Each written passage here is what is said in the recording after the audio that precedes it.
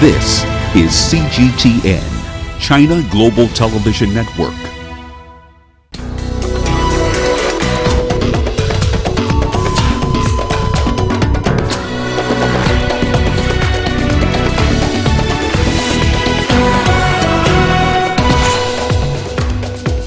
Unease in Sudan as military rulers suspend talks with protesters for 3 days.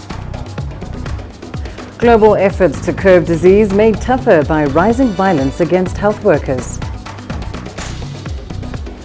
And Amnesty International accuses both sides in the battle for Libya's capital Tripoli of war crimes. Hello and a warm welcome to Africa Live on CGTN. I'm Lindy Mtongana in Nairobi. Also coming up this hour, South Africa's President Ramaphosa vows to speed up economic reforms to lure investors. And in sports, former player on the front line to ensure badminton hits new heights in Nigeria. We start the program in Sudan, where the Transitional Military Council has suspended talks for 72 hours. The council is calling for protesters to remove barricades blocking key roads in the country's capital, Khartoum. Astatal has more. It's been a week of highs and lows for Sudan's transition talks. The Transitional Military Council first announced on May 13th the opposition alliance agreed on a 3-year transitional period and the creation of a 300-member legislative council. The TMC announced a final deal would be reached in 24 hours. Things have since taken a turn for the worse.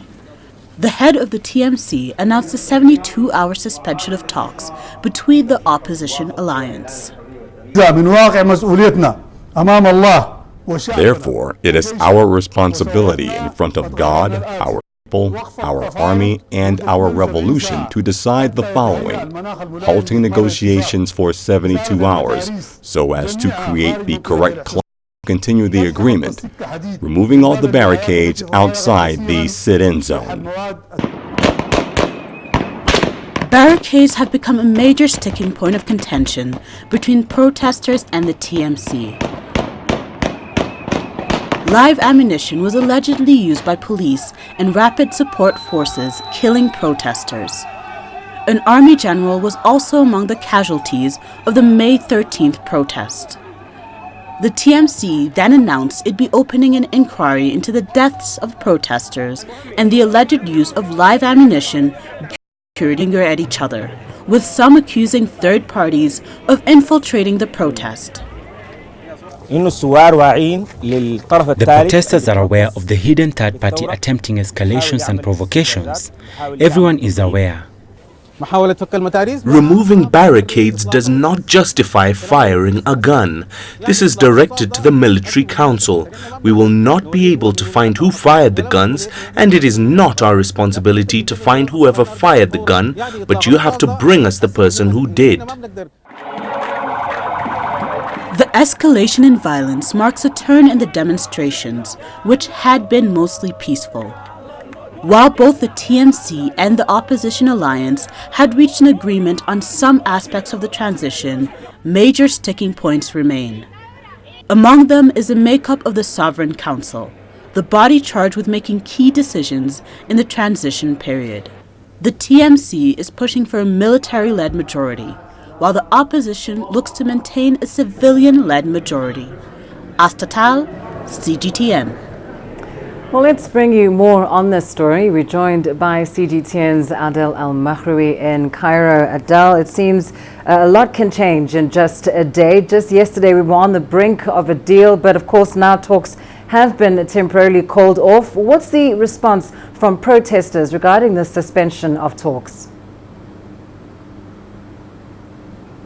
Protesters have actually tried to stop the authorities from removing the barricades and the installments that they have made coalition in general during their talks, is that the final round of talks will take place after the protesters start to partially open the streets. It is not a call for them to evacuate or disperse their protests, but just to start opening up the road so that life would start going on to normal. And when the authorities tried forcefully to implement that part of the agreement, the coalition started calling its protesters to rally, take the streets, and block it once again. And this is what has made the military council to intervene in that regard. Protesters are still a bit skeptical about how honest the intentions of the military council is to hand in the power to a civilian government at the end. The current negotiations are basically a mix between both, is to have a council, a transitional council that will include military representatives and civilian representation as well. The percentage of which 2 hours or 3 days. Basically, it is a period of time, according to the military statements, for the protesters to abide to the initial agreements, partially open the streets and the protests so that they can resume the talks. So it seems that the move is more or less of a political move to make sure that everyone is going on as agreed. But the protesters do not want the sit-ins to be forcefully evacuated. They want they themselves to take these steps forward. And of course, it's the skepticism of the protesters that may indeed stall these talks. We know, of course, things will get back in about 3 days, but just talk us through the details of the major sticking points in the agreement. Well, the agreement basically states that there will be 3 main political councils that will lead the transition within Sudan.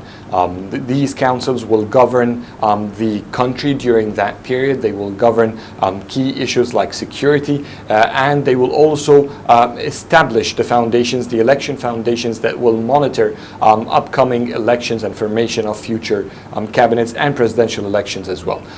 The whole negotiation now is that the protesters, the civilian movements, the union, the laborers' union that has called for the protests, they believe that there is a sort of mistrust between them and the military council. They believe the military council wants to continue taking the power in the country, and whatever agreement is going on, it's just sort of a way to pave the road for their continuation in power. That has not been the statements, the official statements from the military council. They have insisted that they will give the power to a civilian-led cabinet, and that they should be giving together with the civilian powers lead this transition so that it would not upset any powers, not political powers nor military power, who actually have the upper hand and the main authority over Sudan right now. These councils will be mixed. The percentage of the military representation is at question, and it is what mainly is the main disputes in the negotiations are going around that point. How many representatives for the military council should there be during these transitional periods that they have agreed on? And indeed, countries in the region also paying attention to these developments. We know the Russian president. Concerned is Egypt then over these developments in Sudan? Extremely concerned. Cairo does not want to see any instability or any more instabilities on its border. It has been already suffering in the Sinai because of the situation in Gaza and the Palestinian-Israeli conflict. It has huge challenges on the western border with Libya, making it sort of a vulnerable access point for militant groups who try to smuggle arms and militants inside the country. So the only remaining, or has been remaining, a steady border with the southern border with Sudan. Now, with these protests, Egypt is extremely concerned that this may mean that the entire border surrounding the country are unstable. Cairo has been a vocal supporter to the military council in Sudan. That's have been the Egyptian foreign policy in general. Egypt believes that supporting national armies will bring unity to its neighbors and therefore stability. And it wants Sudanese people to show trust into the military council, which has declared giving the power to a civilian government. But at the same time, there are concerns from Cairo that whatever political transition is ongoing may see a rise of Islamist moves in Sudan. And Egypt has been launching a Islamists, and it wants the same thing in Sudan. It doesn't want to see a rise of Islamists who have been internally rivals and launched a crackdown against since it removed President Morsi back in 2013. So that's the main concern, and that's why Cairo is quite cautious to when it comes to Sudan. It wants to make sure that it does not disrupt or anger the public. At the same time, it wants to make sure that Islamists would not rise to power and threaten Cairo again. Right, there is an important vested interest there. Adel Al-Makhraoui, thank you so much, joining us live from Cairo. Now, a report by the Safeguarding Health in Conflicts Coalition indicates an increase in attacks against healthcare providers in conflict zones. The occupied Palestinian territories lead that chart with almost 1/3 of the reported incidents in 2018. And 4 of the top 5 countries in that report are Arab nations. Here's our correspondent Adel Al-Makhraoui once more with details over Yemen and Libya in that report. Libya and Yemen are among the top 5 countries in the world in terms of attacks against healthcare providers and facilities in 2018. Yemen precedes Libya in that list. After 3 years of civil war, Yemen suffers from a near collapse in its healthcare facilities. 53 attacks have been reported in 2018, most of which were intentional, using exploding weapons, including aerial strikes. Fighting between Houthi rebels and government forces has at least left 8 healthcare personnel killed and 4 injured last year. On the other hand, no death casualties have been reported in Libya, yet it remained the 5th country in the list, with 47 attacks against healthcare facilities. Most of these attacks were not intentional. 12 have been injured according to the report for 2018. More than half of the hospitals in Libya are either shut down or partially functioning. It is not clear if they indicate that the civil wars in the region are leaving millions without proper healthcare services. Adel Mahroui, CGTN, Cairo. Well, staying with this report, a major concern is the Democratic Republic of Congo, where the fight against the spread of Ebola has been scaled down due to insecurity. CGTN's Chris Ochamringa reports from Kinshasa. The report by a coalition known as Safeguarding Health in Conflict documented 24 attacks in the DRC, in which 3 health workers were killed. The violence also resulted in the closure of some health facilities in eastern DRC. The closure has seriously affected the containment of Ebola in North Kivu and Ituri province. More than 1,000 people have died of the deadly disease in DRC since the start of the outbreak in August last year. The World Health Organization has expressed concern about the attacks on treatment centers, the latest of which happened on Monday in Katwa town. In total, the report documented 973 attacks worldwide, including in Afghanistan, the Central African Republic, Somalia, Pakistan and Syria. In 2018, 6 vaccination workers were killed and 6 others injured. The report says the attacks on health facilities represent a significant increase from the number of cases reported in 2017. The report says the countries mentioned also struggle to meet healthcare needs. Many fail to meet the WHO recommendation of 4 doctors for every 1,000 patients. The Congolese government recently set up a team led by the Prime Minister to coordinate the Ebola response with international partners. Chris Ochamringa, CGTN, Kinshasa, Democratic Republic of Congo. Well, time now for a short break. Here's what's still ahead on the program. Amnesty International accuses both sides in the battle for Libya's capital Tripoli of war crimes. And business executives in Nigeria reaffirm their commitment to the humanitarian response. For lucrative economic data out of the country, the country's foreign currency reserves. With a dedicated and diverse team of anchors, CGTN now brings Africa to the palm of your hand. I'm Perina Karibe in the heart of Nairobi, which is bustling. From everyday heroes to the continent's most powerful figures, we bring their voices to you. We haven't changed. And this is something most of us are very excited about.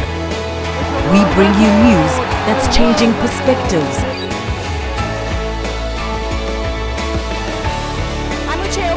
Reporting from Nairobi. CGTN. See the difference.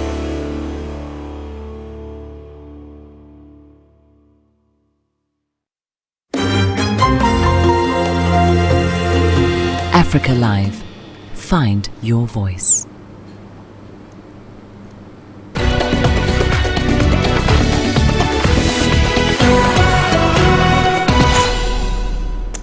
Welcome back. Let's return now to our coverage of that Safeguarding Health in Conflict report that shows a rather bleak picture in terms of the safety and the risks that many healthcare workers are facing in conflict zones. Well, for more on this, we're now joined here in studio by Crystal Ashley Wells, the spokesperson for the International Committee of the Red Cross. Crystal, it's a pleasure to have you with us. Thank you for having me. And of course, being with the International Red Cross, you are on the ground in these conflict situations. Does this report give an accurate depiction of just how difficult it is and dangerous it is for health teams in conflict zones?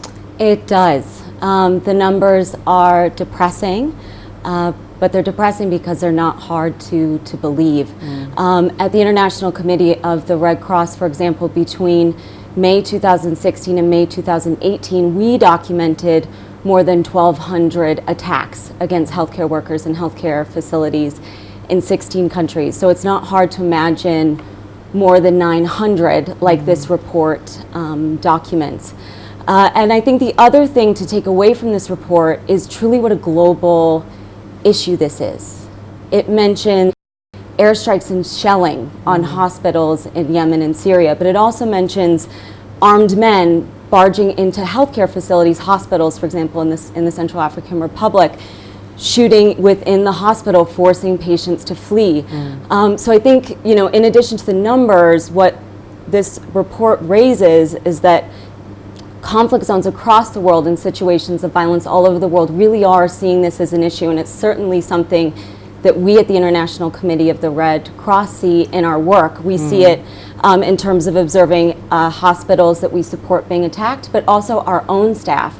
Last year, to just give one very tragic example, we supported a healthcare facility in northeastern Nigeria that was attacked by an armed group, and two of our colleagues, a midwife and a nurse, both of whom were young in their 20s, were kidnapped and later killed. And these two women should have never been attacked. These essentially are conflict zones, and many of these centers. Well, first and foremost, it's important for anyone, and in particular any armed forces, to remember that wars do have limits, and there are rules within war, and those are called the Geneva Conventions or international humanitarian law. And within those, armed groups do have a responsibility to protect civilians and ensure that infrastructure that civilians need to survive is protected. So clearly that means hospitals, healthcare workers, doctors, nurses, they need to be considered sacred, period, and should never be under fire. Two, any conflict zone also has a responsibility, the armed forces within it, to ensure that any area where there's blockades, for example, for medicines reaching hospitals or an ambulance with an injured patient coming to a hospital, they have to be allowed to freely move so that people can access healthcare. And lastly, I think reports like these are really important in the sense that, when these attacks happen, which are a violation of international law, they have to be documented so that we can be, one, learning from them, but two, hopefully that there can be accountability in the future. There can't be impunity in these situations. Thank you so much, Crystal, from the International Committee of the Red Cross, joining us here in our studio. Now, let's move on to some other news. We go to Libya, where the battle for the country's capital, Tripoli, between rival parties has resulted in unlawful attacks on civilian neighborhoods that could amount to war crimes. That's according to Amnesty International. The non-governmental organization is now calling for international prosecutors to launch investigations and protect civilians. More than 400 people have been killed so far and over 2,000 wounded since the Libyan East commander Khalifa Haftar began his offensive in April. Haftar wants to seize the city of Tripoli from the UN-backed government of national accord that's led by Prime Minister Fayez al-Sarraj. Meanwhile, UN aid agencies have expressed their concern over the dramatically deteriorating humanitarian situation in and around Tripoli. They've stressed that more needs to be done to protect all non-combatants caught up in the battle for the Libyan capital. The weeks of fighting have killed more than 430 people and left many more displaced. CGTN's Tuli Shabalala has more. Libya's UN-backed government has been under siege for over a month now. Eastern Commander Khalifa Haftar and his Libyan National Army have struggled to maintain momentum on their advance on Tripoli. They have a UN resolution to support people caught in fighting around Tripoli. As it stands, the clashes are definitely intensifying, and we have not noticed a lot of differences since the beginning of the armed conflict on 4th of April. From 5 April until 9 May, 454 dead and 2,154 wounded. The violence has uprooted thousands of Libyans. UNHCR is in a race against time to evacuate people out of these detention centres as quickly as possible, and we urge the international community to come forward with offers of evacuation, humanitarian corridors, or whatever it takes to get people out of harm's way. The UNHCR has repeatedly called that at this time nobody should be returned to Libya, that there are no safe ports there, and we cannot consider this to be a rescue if people are being returned to dire conditions inside Tripoli detention centres. Clashes remain deadlocked in the front lines around the capital. Thuli Shabalala, CGTN. Niger has declared 3 days of mourning following Tuesday's attack on soldiers. The death toll has risen to 28 after 11 missing bodies were found. The troops were patrolling Tongo village near the border with Mali when armed men opened fire on them. Authorities have not yet identified the attackers, but militants operating along the Sahel borders have recently stepped up their activities in the region. And to South Sudan now, where a public opinion survey has revealed that 80% of locals feel that security is improving across the country. The UN, which has been supporting the country's peace process, says the report is a good start. However, it is putting pressure on South Sudan's leaders to ensure a full return to peace. CGTN's Patrick Oyet reports. It seems to be a step in the right direction. The majority of people here in South Sudan believe security is better now than it was a year ago. That's according to a survey carried out in January and February. Despite 79% of the people having had at least one family member die as a result of the 6-year armed conflict in the country, 89% say they are hopeful that peace. It says it's already providing experts to help in the effort to reunite the various armed forces and wants to see improved dialogue and meetings among different political parties, especially between President Salva Kiir and opposition leader Riek Machar. They are going to be sitting in a transitional government ultimately, and it's a good thing to do is to have meetings before that happens so they don't start on day one completely from cold start. The public opinion survey is the first to be carried out in South Sudan since war broke out in 2013, and the majority of people here say the presence of the UN in the country has made them feel safer, adding that they believe the UN is doing a better job today than a year ago, and they are hopeful this could be the beginning of lasting peace in the country. Patrick Oyet, CGTN, Juba, South Sudan. Some of Nigeria's most influential and powerful business leaders have reaffirmed their commitment to working with the United Nations to contribute to the humanitarian response in Borno, Adamawa and Yobe states in Nigeria. The northern region has been plagued by attacks from militant group Boko Haram, resulting in many deaths and indeed a growing humanitarian burden from the exodus of displaced persons. The affirmation of humanitarian support follows a first-ever collective visit of top company executives to 2 camps of internally displaced people in Maiduguri, where aid agencies have been responding to the most urgent needs of men, women and children displaced by the ongoing conflict in the country's northeast. If countries who are not affected by this humanitarian shines, we double our efforts and match that contribution. The executives joined UN representatives to meet with people whose lives have been uprooted by the ongoing crises. For them to agree to come to work with us, for me, is a groundbreaking initiative. It is the first of its kind in the world. And OCHA is leading that effort for us, and I really appreciate. From the 20 pool funds we have, this is the first pool fund with the private sector platform moving forward. The initiative is the first step in collaboration between companies and donor countries pooling donations and resources. To date, the Nigerian Humanitarian Fund, managed by the United Nations Office for the Coordination of Humanitarian Affairs, has raised $83 million in contributions and pledges since its inception in May 2017. Quite glad that the Nigerian private sector, a very vibrant sector, one of the leading sectors in Africa, is at the vanguard of driving this process. And in the UN, you have a partner that has the integrity to really make things work. In 2019, 7.1 million people are in need of humanitarian assistance in the northeast of Nigeria.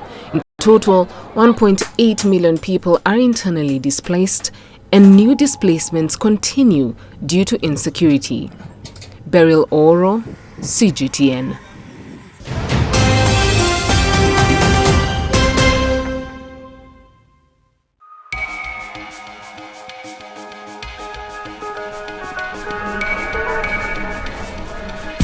You're watching breaking news on CGTN.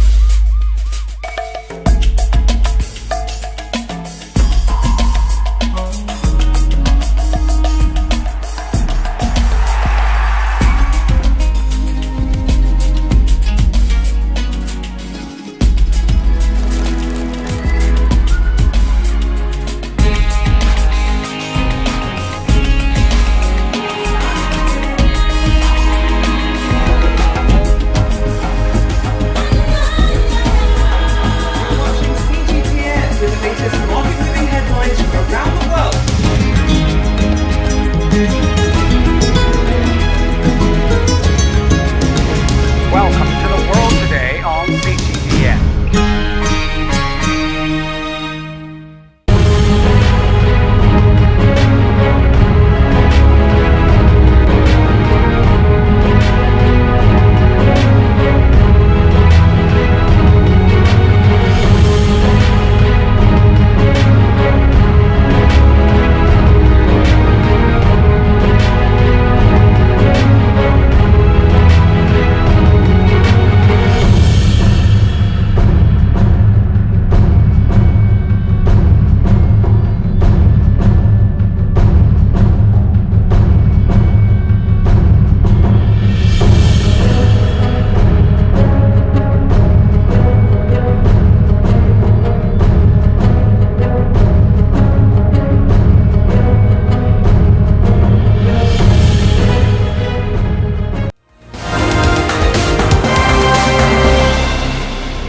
Recapping your top stories this hour, Sudan's Transitional Military Council has suspended talks for 72 hours. The council is calling for protesters to remove barricades blocking key roads in the country's capital, Khartoum. The setback comes just hours after the TMC and the opposition had agreed on a 3-year transition period for civilian rule. Shots were fired on Wednesday as soldiers tried to clear those barricades. A report by the Safeguarding Health in Conflicts Coalition indicates an increase in attacks against healthcare providers in conflict zones. The occupied Palestinian territories lead that chart with almost 1/3 of the reported incidents in 2018, and 4 of the top 5 countries in the report are Arab nations. The biggest worry is the Democratic Republic of Congo, where the fight against the spread of Ebola has been scaled down due to insecurity. The battle for Libya, Tripoli International. The non-governmental organization is now calling for international prosecutors to launch investigations and protect civilians. Niger has declared 3 days of mourning following Tuesday's attack on soldiers. The death toll has now risen to 28 after 11 missing bodies were found. The troops were patrolling Tongo village near the border with Mali when armed men opened fire on them. Authorities have not yet identified the attackers, but the incident took place in the same area where some U.S. Special Forces and Niger troops were killed by Islamist militants back in 2017. And those are the top stories we're following this hour.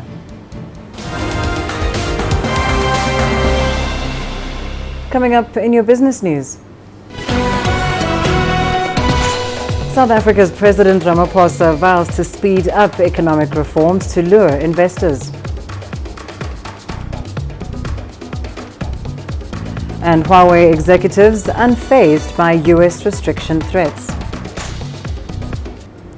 Africa is the nexus of enterprise, and global business will tell you why it matters. From the mega investment projects to multi-billion-dollar mergers and acquisitions. Africa today collects, just in terms of revenues from taxes alone, $545 billion a year. If you take 10% of that and you devote it to the energy sector, problem solved. All this on Global Business, weekdays at this time on CGTN.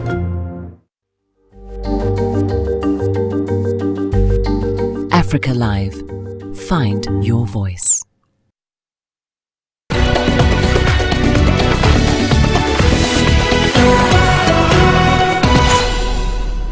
South African President Cyril Ramaphosa has assured a gathering of investors in Johannesburg that he will bolster plans to grow the country's economy.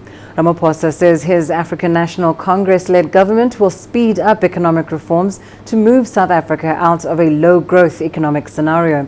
Here's more from CGTN's Angela Coppola.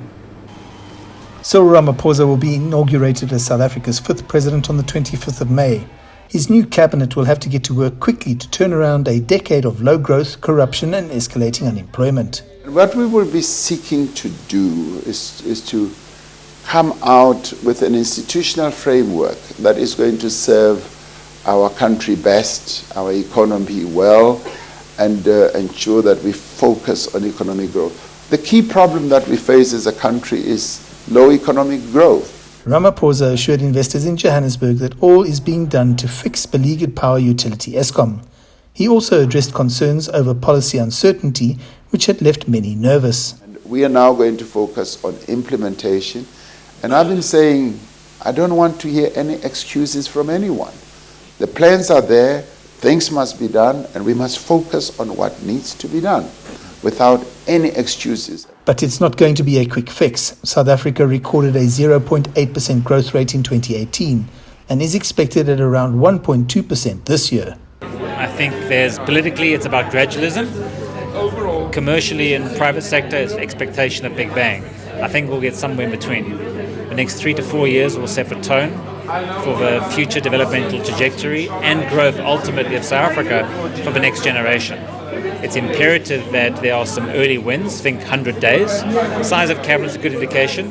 We have a bloated state, a high-cost state, and a non-productive state. That cost needs to come down. The time has arrived for Cyril Ramaphosa to start delivering on those promises he's made. I'm Angelo Coppola for CGTN in Johannesburg, South Africa. Zimbabweans are being urged to invest in their own country in order to help turn the economy around. This as President Mnangagwa continues the re-engagement drive with the international community. As Zimbabwe is now open for business, local entrepreneurs can lure foreign investors through their own success stories. Although the country is faced with numerous economic challenges, there's a lot of potential in the agriculture, mining and tourism sectors. Earlier this month, President Mnangagwa issued a statement assuring foreign investors that the country has liberalized investment conditions, adding that he will continue to implement comprehensive economic reforms to ensure Zimbabwe remains a safe, favorable and competitive investment destination with a thriving and open economy. It's actually a must for local Zimbabweans who manage to get access to capital, to invest. So we must work and get to exploit the full potential of this piece of land called Zimbabwe. Meanwhile, Zimbabwe's central bank says it's rebasing the economy following the adoption of a new currency in 2019. It recently scrapped the one-for-one dollar peg between its quasi-currency bond note and electronic dollars. The currency was merged into a single transitional unit called the RTGS dollar. In October, the country rebased its economy, boosting it by 40% to $25.8 billion. Finance Minister Mthuli Ncube says the currency requires another rebasing exercise, which would put the economy at $21 billion at the official exchange rate. The economy recently grew 6.2% in 2018, doubling the initial forecast of 3.1%. However, growth has been throttled by the severity of economic shocks, including droughts and cyclones. Staying in let's moving to Nigeria now. The Dangote refinery and petrochemical company is awarding 120 local contractors about $368 million worth of contracts. The aim is to deepen its input in the Nigerian Local Content Development Initiative. In partnership with the Lagos State Government and Siemens, Dangote hopes to create employment opportunities at the refinery's construction site. The company has now embarked on a landmark integrated project regarded as the largest industrial complex in the history of Africa.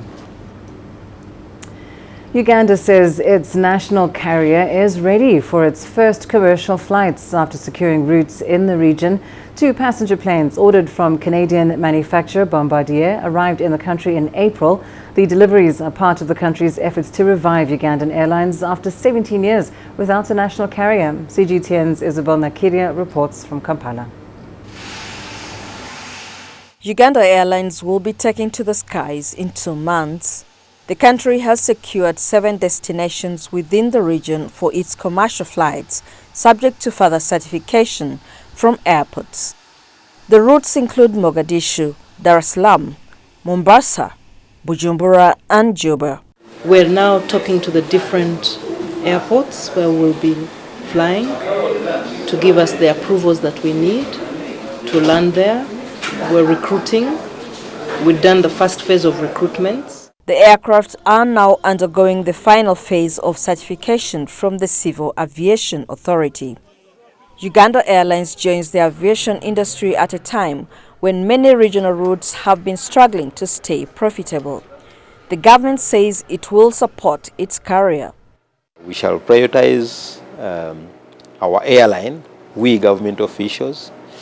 Instead of flying those other airlines, we shall prioritize our own.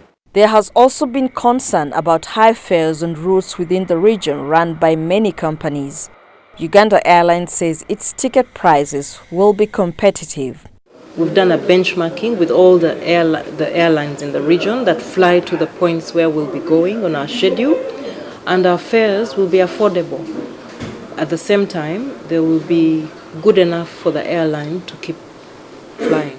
The airline was wound up nearly 2 decades ago due to mismanagement and misappropriation of funds.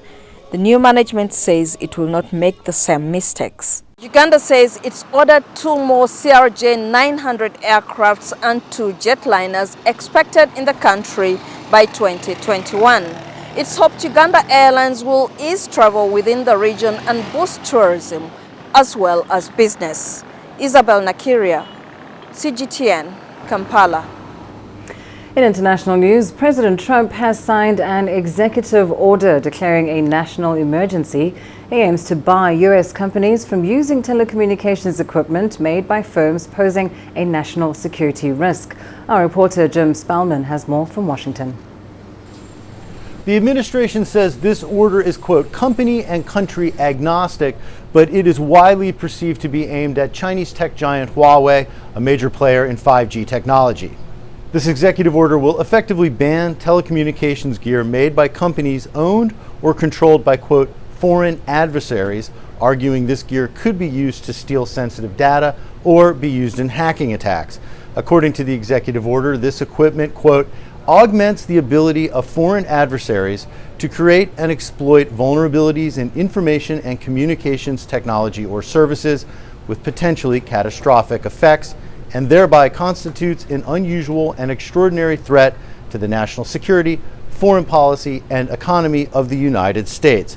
Speaking earlier Wednesday before this executive order became official, China's foreign ministry said this.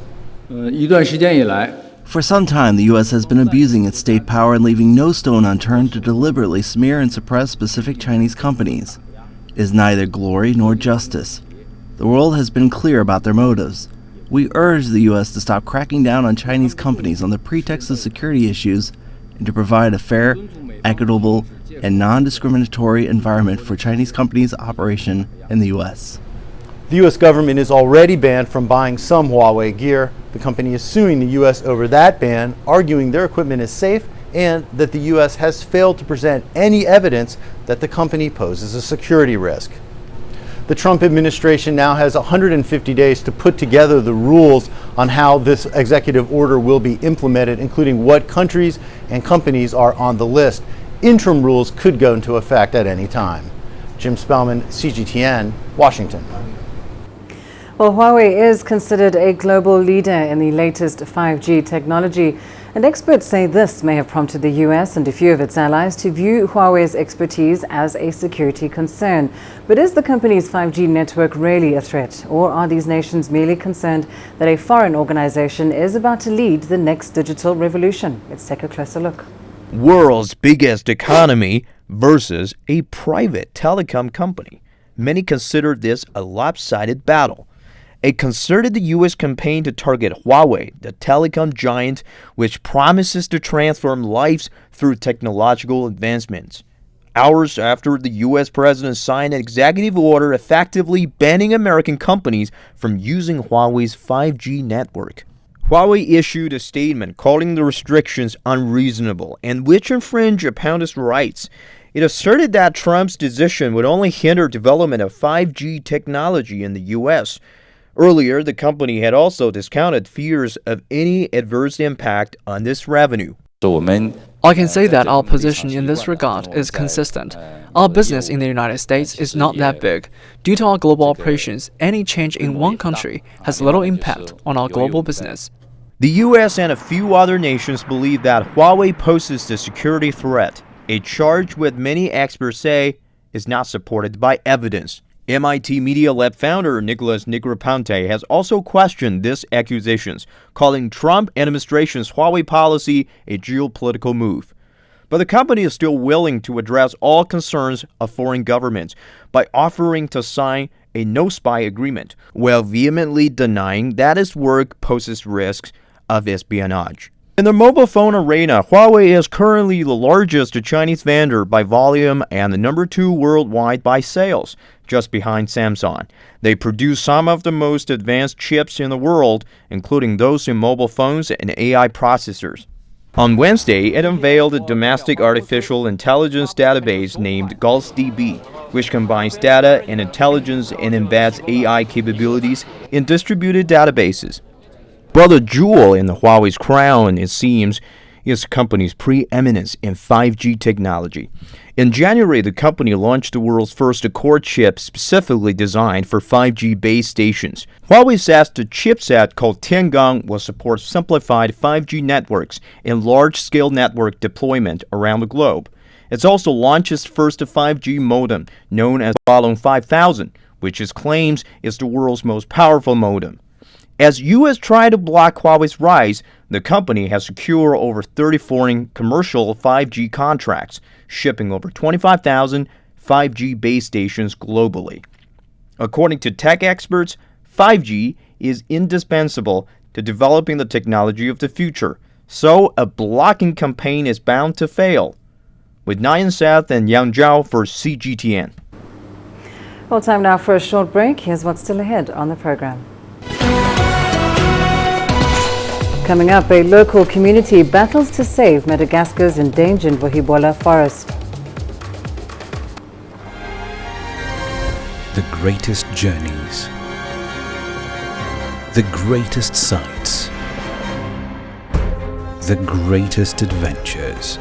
Here in Panater, this weir allows the locals to walk on water. We're far more than just TV news. We're your passport to the wonders of Africa. To bring you stories of struggle, survival and hope.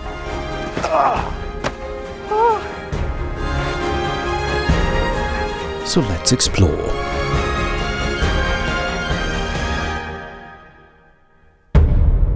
CGTN. See the difference.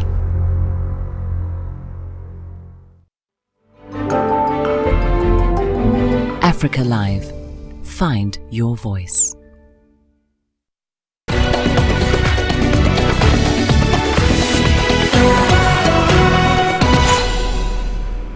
UN Habitat is set to hold its first ever assembly in the Kenyan capital, Nairobi. Under the theme Innovation for Better Quality of Life in Cities and Communities, the forum aims to address urban issues that affect communities such as adequate housing, transport, rubbish collection, pollution, and the effects of natural and man-made disasters.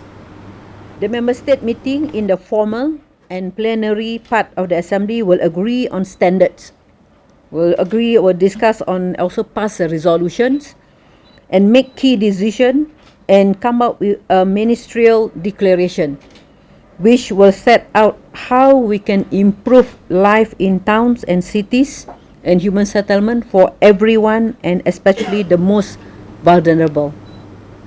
To Madagascar now, where a local community is fighting to protect the Vohibola forest. It's the last coastal forest in the island ocean country. The forest is home to extraordinary and often endemic species, but is now under threat from human activities. CGTN's Mtongana has more.